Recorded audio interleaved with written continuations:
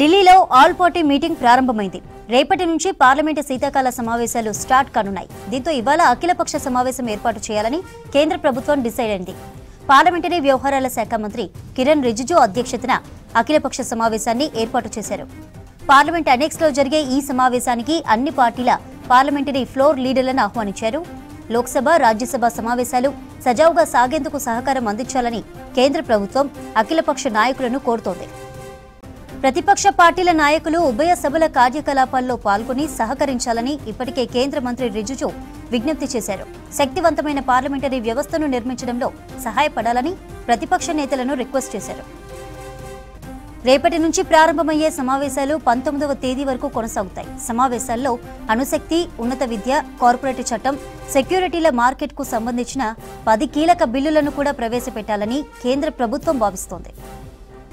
మరోవైపు 9 రాష్ట్రాలు, కేంద్రపాలిత ప్రాంతాలలో ఎన్నికల సంఘం నిర్వహిస్తున్న ఓటర్ల జాబితా సవరణ కార్యక్రమాన్ని తీవ్రంగా వ్యతిరేకించేందుకు ప్రతిపక్షాలు సిద్ధమవుతున్నాయి. ఇప్పటికే ఎస్ఐఆర్ను తృణమూల్ కాంగ్రెస్ తీవ్రంగా తప్పుపడుతోంది.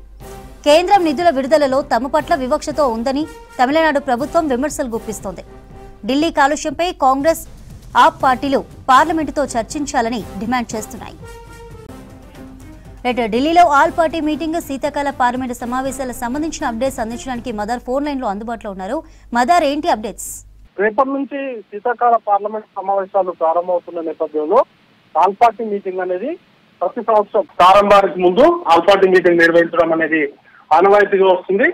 ఈ మీటింగ్ లోనే పార్లమెంట్ సెషన్ సందర్భంగా కేంద్ర ప్రభుత్వం ఎట్లాంటి బిల్లులు తీసుకురాబోతా ఉంది, ఎజెండా ఏ విధంగా ఉండబోతుంది, ఎన్ని రోజుల పాటు సెషన్ నిర్వహించబోతున్నారు అనేటువంటి అంశాలపైన స్పష్టతనిస్తూనే పార్లమెంట్ సమావేశాలు సజావుగా సాగేందుకు అన్ని పార్టీలు కూడా సహకరించాలంటూ కూడా కేంద్ర ప్రభుత్వం విజ్ఞప్తి అనేది కూడా చేస్తుంది. ఇది రొటీన్ గా జరిగేటువంటి ప్రాసెస్. ఈసారి కూడా కేంద్ర ప్రభుత్వం తన వైఖరి, ముఖ్యంగా కొత్తగా తీసుకొచ్చినటువంటి బిల్లులు కావచ్చు, వీటన్నింటిపైన కూడా ఆల్ పార్టీ మీటింగ్ లో అన్ని పార్టీలకు సంబంధించినటువంటి ఫ్లోర్ లీడర్లు హాజరవుతారు. వారందరి దృష్టికి కూడా తీసుకెళ్లబోతున్నారు. కీలకంగా విపక్షాలు ఈసారి ఎస్ఐఆర్ ప్రధానంగా లేవనెత్తేటువంటి అంశాలుగా కనబడతా ఉన్నాయి. కేంద్ర ప్రభుత్వాన్ని ఇరుకున పెట్టేందుకు ఎస్ఐఆర్ అంశాన్ని ప్రధానంగా తీసుకురావడంతో పాటు ఓట్ చోరీకి సంబంధించినటువంటి అంశాన్ని కూడా ప్రధానంగా ప్రస్తావించాలని కూడా భావిస్తా ఉన్నారు. గత సెషన్ లోనే మొత్తంగా ఎస్ఐఆర్, అలాగే బీహార్ లో చేపట్టినటువంటి ఎస్ఐఆర్ ప్రక్రియతో పాటు ఓట్ చోరీకి సంబంధించినటువంటి అంశం పైన ఉభయ సభలు కూడా వాయిదా పడుతూనే వచ్చాయి.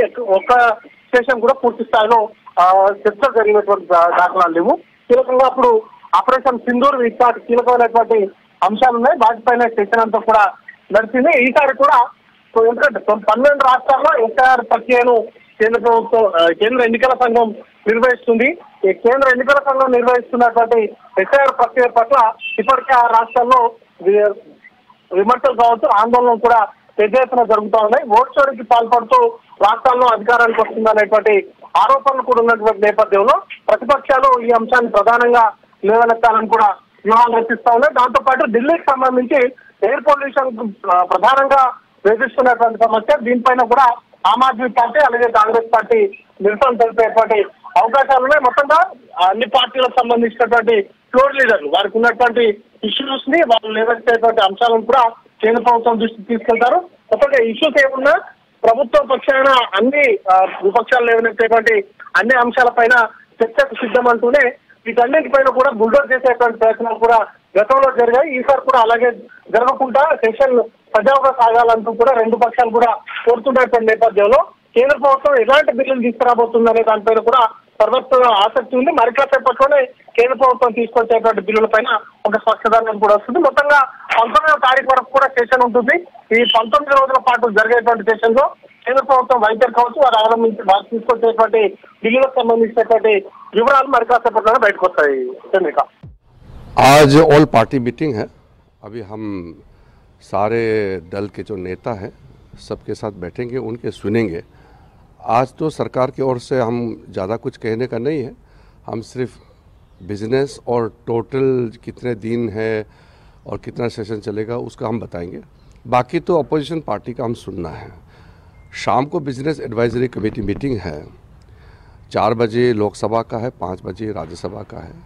दोनों बिजनेस एडवाइजरी कमेटी मीटिंग में हम अपना बिजनेस को हम पेश करेंगे और मैं उम्मीद करता हूं कि विंटर सेशन अभी कल से शुरू होंगे और क्योंकि ये शीतकालीन है, विंटर सेशन है, ठंडा दिमाग से सब काम करें और ज़्यादा गर्मा गर्म बहस ना हो, ये हम उम्मीद करते हैं। वैसे तो बहस तो होगा पार्लियामेंट में मगर डिस्ट्रप्शन ना हो। हाँ, तो विंटर सेशन है, थोड़ा ठंडा दिमाग से काम करेंगे तो देश का फ़ायदा है और पार्लियामेंट का सेशन भी अच्छी तरह से चलेगी। देखो, मुद्दे के बारे में अभी पार्लियामेंट सेशन होने वाले हैं तो मैं कौन कौन सा मुद्दे चर्चा में लाएंगे वो मैं अभी डिक्लेयर नहीं कर सकता हूँ। हमारे पास बिजनेस है और हमारा सोच में भी कई चीज़ें हैं, लेकिन हम चाहते हैं कि ऑपोजिशन का बात सुन करके फिर हम अपना बात बताएंगे। सर, और दूसरा ऐसा देखिए, उसका तो हम अभी कह नहीं सकते हैं क्योंकि इलेक्शन कमीशन का जो काम है वो इलेक्शन कमीशन अपने हिसाब से बताते हैं। मैं तो चुनाव आयोग का प्रवक्ता तो नहीं हूँ, तो इलेक्शन कमीशन का मैं स्पोक्समैन तो हूँ नहीं। इलेक्शन कमीशन अपने आप से जो बता रहे हैं उसको समझना चाहिए। चुनाव आयोग जो है, इलेक्शन कमीशन इंडिपेंडेंट है, ऑटोनोमस है, कॉन्स्टिट्यूशनल बॉडी है। उस पर अटैक करने से देश का कितना नुकसान होता है ये तो सबको मालूम है। फिर भी कांग्रेस और बाकी लोग कहते रहते हैं।